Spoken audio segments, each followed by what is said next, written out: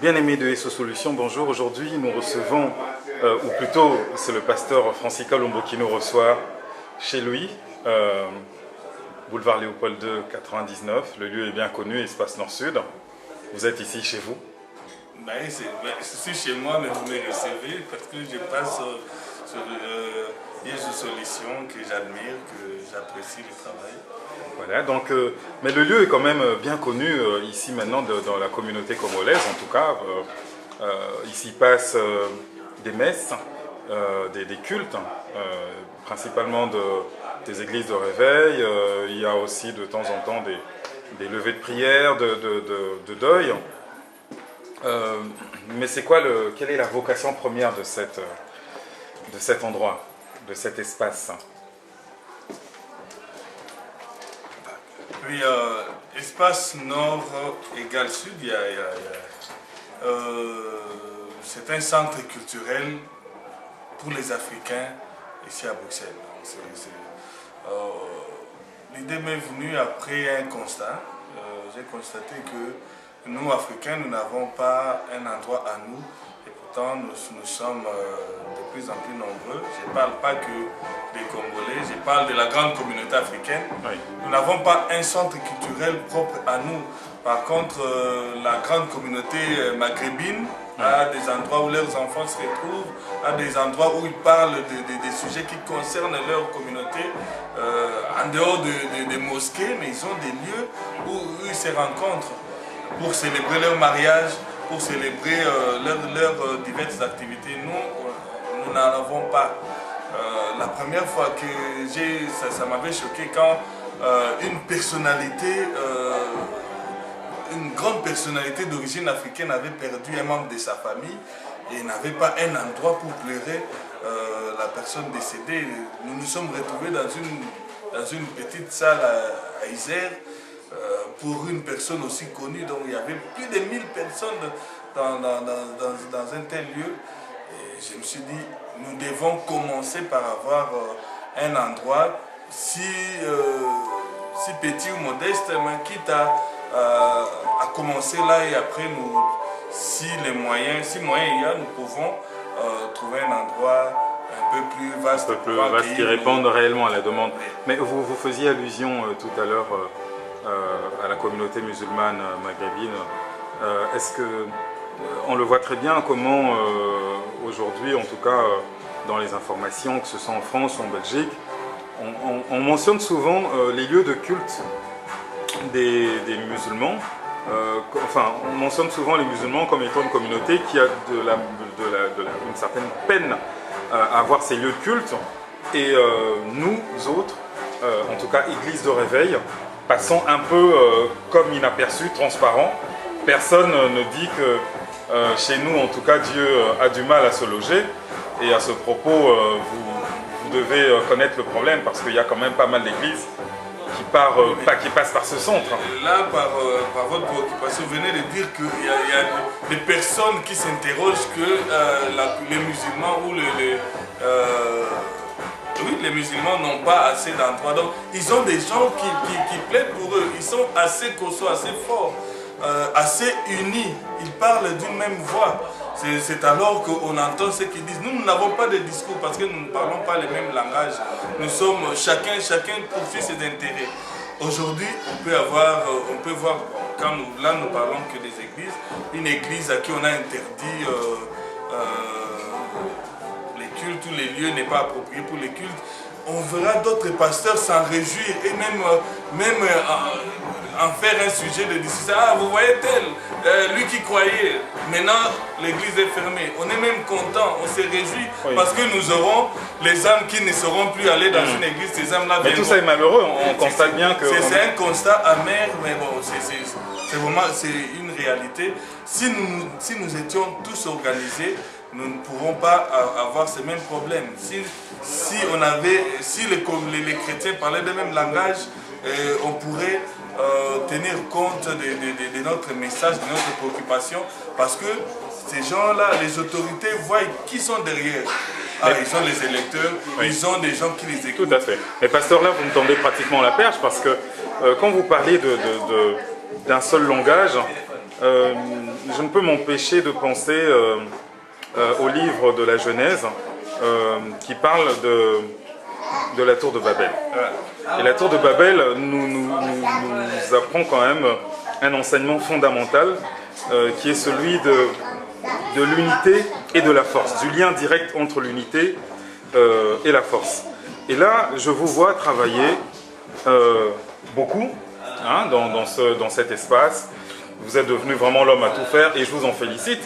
Mais est-ce qu'il ne serait pas souhaitable, justement, que vous puissiez vous unir avec certains pasteurs ou des personnes simplement de bonne volonté pour mener à bien cet énorme chantier plutôt que de tout faire reposer sur vos épaules? Merci pour la question. Je ne sais pas si je suis la personne qu'il faut pour mener à bien cette démarche. Quand vous faites allusion à ce tour de Babel, je vois même Dieu a dit descendons et confondez-les parce que le fait de s'unir comme ça, on ne peut rien faire contre eux. Oui, il devenait...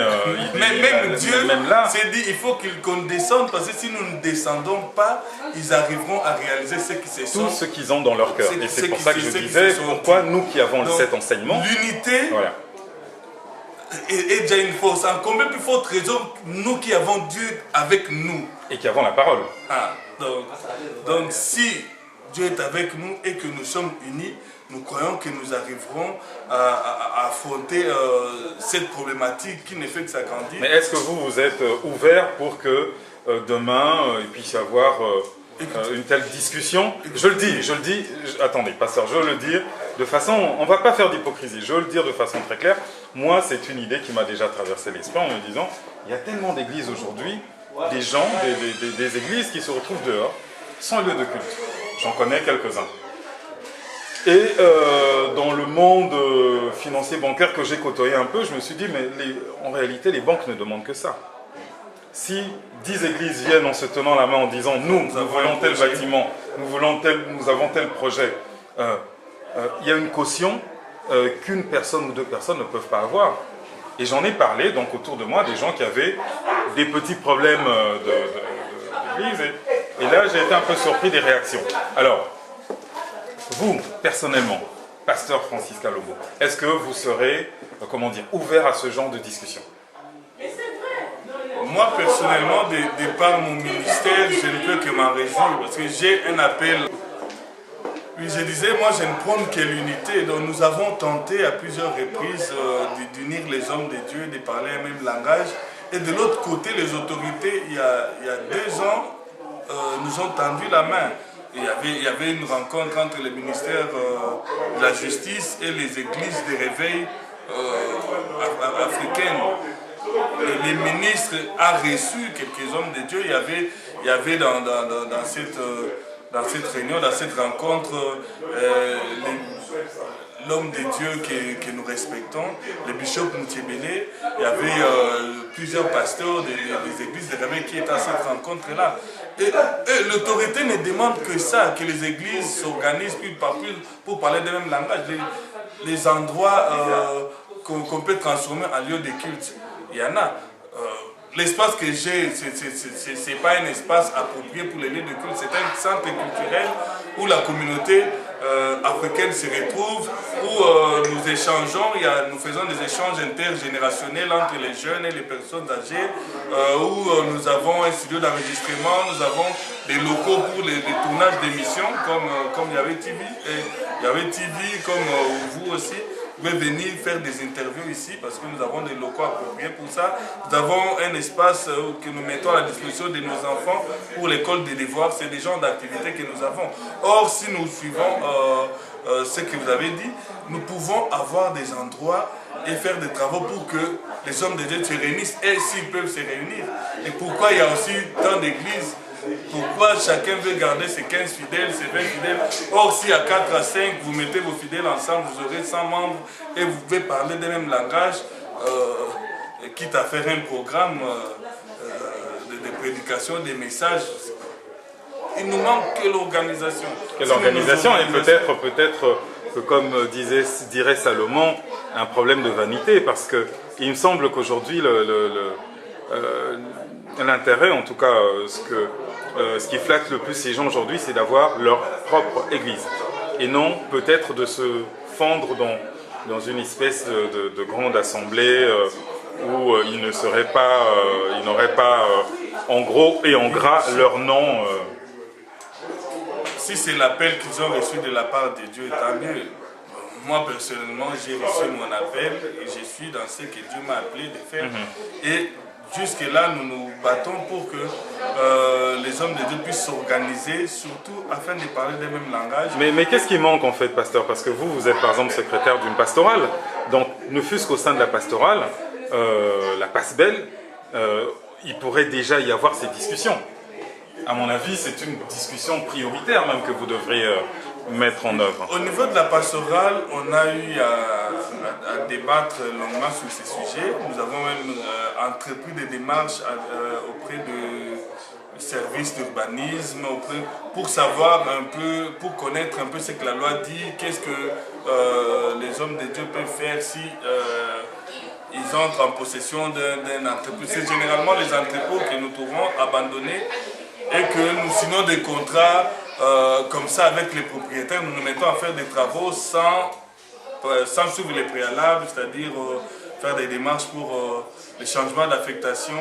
Et d'autres églises n'ont même pas des statuts en tant qu'ASBL pour pouvoir fonctionner. Tout va de là, il faut être une structure officiellement reconnue et avoir un lieu. En tant qu'ASBL, vous pouvez avoir un lieu de réunion, un lieu de rencontre par rapport aux membres. Et suite à cela, ces lieux-là doivent répondre aux normes urbanistiques et il y a des démarches à suivre. Donc, il y avait il y a des solutions. On peut aussi approcher ces personnes afin de dire aux hommes de Dieu quelles sont les démarches à entreprendre pour que les lieux qu'ils occupent deviennent des lieux de culte, au lieu de chercher les diables quand la police vient pour fermer les lieux qui ne répondent pas aux normes de sécurité. Nous avons tous les mêmes problèmes, comme moi en ce moment. Les centres culturels ne servent maintenant qu'au studio et à des petites réunions parce que nous sommes en train de faire des travaux, de sortir des secours et nous espérons que d'ici le début de l'été, l'espace reprendra ses activités comme avant. D'accord. En tout cas, merci beaucoup pour cette interview que vous avez bien voulu nous accorder.